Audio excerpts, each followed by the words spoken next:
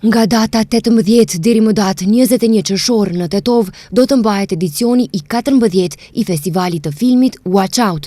Ky edicion do të fokusohet në ndikimin e artit dhe rolin e kinematografisë në formësimin e perspektivave dhe frymëzimin e ndryshimeve. Drejtori i Qendrës për Bashkëpunim Ballkanik Loja Bujar Luma deklaroi që festivali këtë vit ka rritje jo vetëm kuantitative, por edhe kualitative.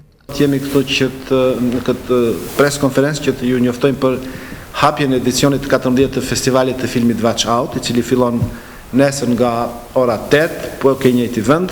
Hapja do të jetë edhe shkëlqësia e saj ambasadora gjermane Petra Drexler dhe përfaqësues nga Instituti Goethe.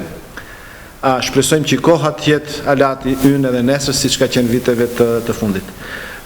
Përndryshe ajo që unë mund të them është që Watch Out si vjet, edhe kjo është diçka që ne kemi vërejtë në progres, ka rritje jo vetëm kuantitative, po thelbësisht kualitative, do në thotë filmat që vinë janë prurje shumë kualitative, janë prurje unike.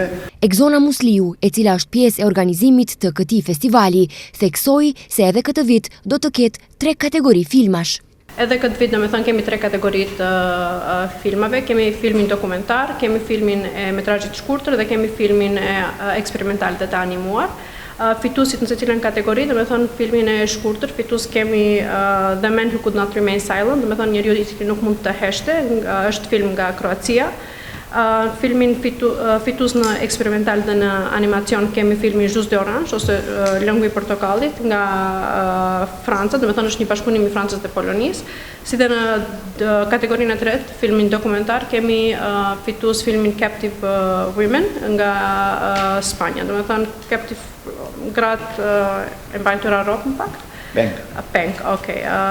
Është film nga Spanja që është fitues i kësaj kategorie. Përndryshe filmat do të shfaqen për 4 ditë me radhë, duke filluar nga ora 20 në amfiteatrin përballë Muzeut të Partisë Komuniste në Tetov.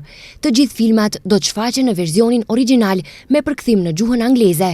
Watch Out është një festival ndërkombëtar në ambient të hapur, i organizuar nga Qendra Loja dhe mbështetur nga Goth Institute Shkup dhe Curve Justro. Këtë vit festivali ka pranuar 892 filma nga 95 shtete dhe 6 kontinente, duke dëshmuar se kinematografia ka fuqinë të nxjisë debat, të formësoj opinionin publik dhe të sfidoj status quo-n dhe njëkohësisht tregon se Watch Out është kthyer në një festë të filmit dhe një pikë referimi për regjisor dhe dashamir të filmit.